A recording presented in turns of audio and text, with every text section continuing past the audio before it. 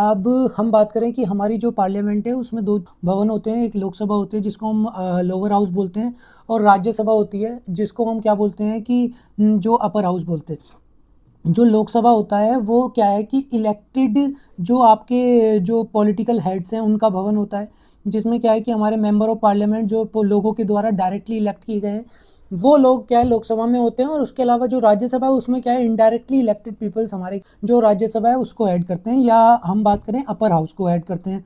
देखिए लोकसभा की हम बात करें तो हमारे 543 एमपीज़ हैं जो इलेक्टेड एमपीज़ हैं। और अब हम इसकी बातचीत कर क्यों रहे हैं, क्योंकि देखिए अभी आपने एक चीज़ सुनी होगी कि डीलिमिटेशन बिल ये चल रहा है। डीलिमिटेशन बिल पे सरकार कोशिश कर रही है कि डीलिमिटेशन एक्सरसाइज की जाए और उसको इम्प्लीमेंट किया जाए। अब हम बात करें कि डीलिमिटेशन का मतलब क्या है। देखिए डीलिमिटेशन का मतलब ये है कि जो हमारी लोकसभा में 543 सीटें हैं आज की डेट में उसको बढ़ाया जाए। अब उसको कितना बढ़ाया जाएगा, उसको आपका क्या है, देखिए जो हमारा कॉन्स्टिट्यूशन है उसने 2026 तक किसी भी तरीके से डीलिमिटेशन की एक्सरसाइज को क्या है कि बंद कर दिया था कि 2026 से पहले कोई भी डीलिमिटेशन नहीं होगा। और जो डीलिमिटेशन होगा वो कंसेंसस या हम बोलते हैं जो जनगणना के बाद होगा। अब देखिए क्योंकि क्या है कि आपका जैसा हम जानते हैं कि कोविड का टाइम था 2020-21, उस टाइम में हमारी जनगणना नहीं हो पाई और अब 2026 में ये जनगणना का प्रोग्राम चल रहा है। तो देखिए गवर्नमेंट का क्या ये विचार था जब आपका जनगणना कंप्लीट हो उसके बाद क्या डीलिमिटेशन का प्रोसेस स्टार्ट किया जाए। बिकॉज देखिए डीलिमिटेशन का लॉजिक क्या है, लॉजिक है one people means equals to one vote. मतलब आपकी लोकसभा में 543 सीटें हैं, आपके चुने हुए प्रतिनिधि हैं 543। अब हम बात करें यूपी की।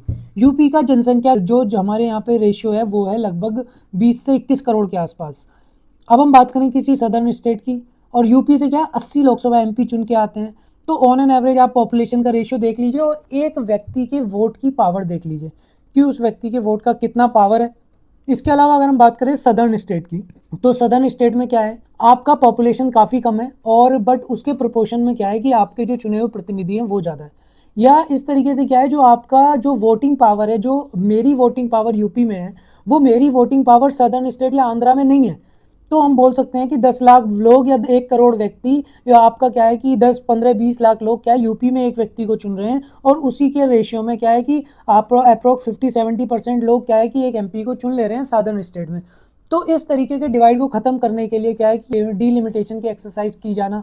अब इसका विरोध क्यों हो रहा है, देखिए अगर हम बात करते हैं पॉपुलेशन के एरिया में, अगर हम बात करें यूपी, बिहार और एमपी, ये 3 स्टेट्स हैं जिनको मिलाकर क्या है 33% ये पॉपुलेशन का हिस्सा जो इंडिया में पॉपुलेशन का कंट्रीब्यूशन है। इसके अलावा अगर हम बात करें जैसे आंध्रा, आपका कर्नाटक, तमिलनाडु, तेलंगाना, ये अगर हम 3-4 स्टेट की बात करें तो ये 4 स्टेट्स मिलकर आपका क्या है ओनली 13% पॉपुलेशन है जो इनका कंट्रीब्यूशन है।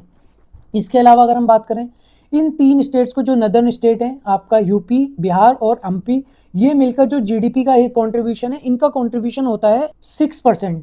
6% जो जीडीपी का कंट्रीब्यूशन है वो यूपी, बिहार और एमपी मिलकर करते हैं। और हम बात करें कि आपका तेलंगाना, तमिलनाडु और जिनके इसके अलावा आपकी हम बात करें कर्नाटक, ये 3 स्टेट जो सदर्न के हैं वो मिलकर जो जीडीपी का कंट्रीब्यूशन करते हैं वो है आपका 13%, मतलब डबल।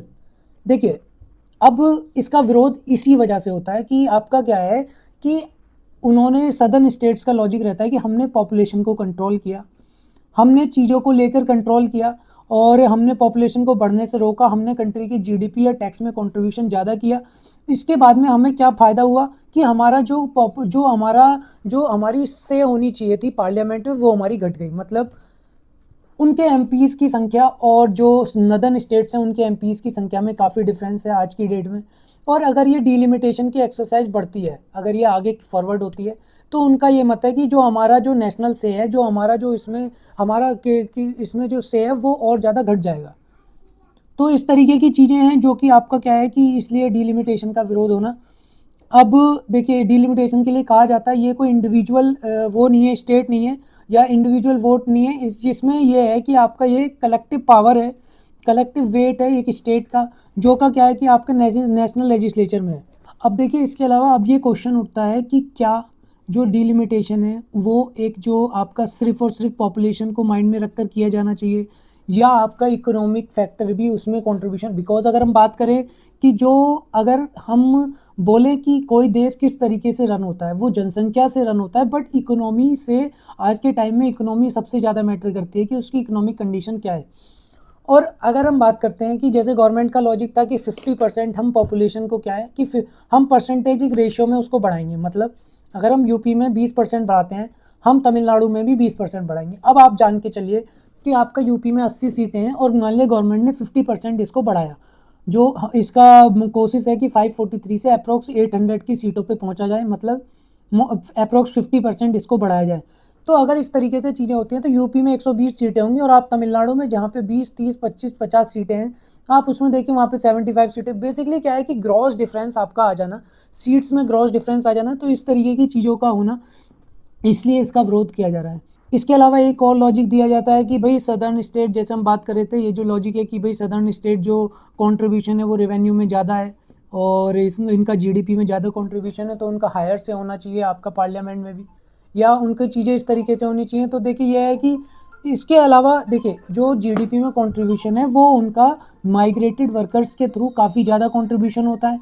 माइग्रेटेड वर्कर जो बिहार से मजदूर गया, जो आपका यूपी से मजदूर गया, जो मजदूरी कर रहा है आपका कर्नाटक में, तमिलनाडु में, तो वहाँ पे वो जीडीपी में कंट्रीब्यूट करता है और उससे क्या है कि जीडीपी वहाँ पे ग्रो होती है। तो इस तरीके की चीज़ें हैं। बाकी देखते हैं कि अब क्या आगे किस तरीके से ये डिलिमिटेशन की एक्सरसाइज, और दूसरा जो हम बात कर रहे थे वन नेशन वन इलेक्शन, किस तरीके से गवर्नमेंट इस पे काम करती है और किस तरीके से चीज़ें आगे बढ़ती हैं। नो डाउट आपका वन नेशन वन इलेक्शन ये काफ़ी बेनिफिशियल भी है और कंट्री की ग्रोथ के लिए, कंट्री काफ़ी चीज़ों के लिए काफ़ी बेनिफिशियल है। बट ये है कि आपका डिलिमिटेशन भी क्या है कि आपको पब्लिक को बेसिकली, हम बात करते हैं इकोनॉमी या बहुत सारी चीज़ों की बात करते हैं, बट क्या है कि आपका इकोनॉमी के साथ साथ वोटिंग पावर, क्या है डेमोक्रेसी में वोटिंग पावर का बहुत बड़ा महत्व है। तो क्या है वन पीपल की वोट की स्ट्रेंथ भी बनी होनी चाहिए, ये भी एक मैटर है काफ़ी बड़ा। इकोनॉमी भी मैटर है नो डाउट, बट गवर्नमेंट को एक मिडिल वे निकालना चाहिए और चीज़ों को रिजॉल्व करते हुए आगे बढ़ना चाहिए। बाकी देखते हैं आगे चीज़ें किस तरीके से होती हैं, डिलिमिटेशन होता है नहीं होता है, किस तरीके से चीज़ें आगे बढ़ती हैं। बाकी इन्हीं सभी चीज़ों के साथ में हम आज की वीडियो को यहीं पे समाप्त करते हैं। बाकी जागरूक रहें, जिम्मेदार बने, और वीडियो पसंद आए हो लाइक शेयर सब्सक्राइब करें। बाकी थैंक यू।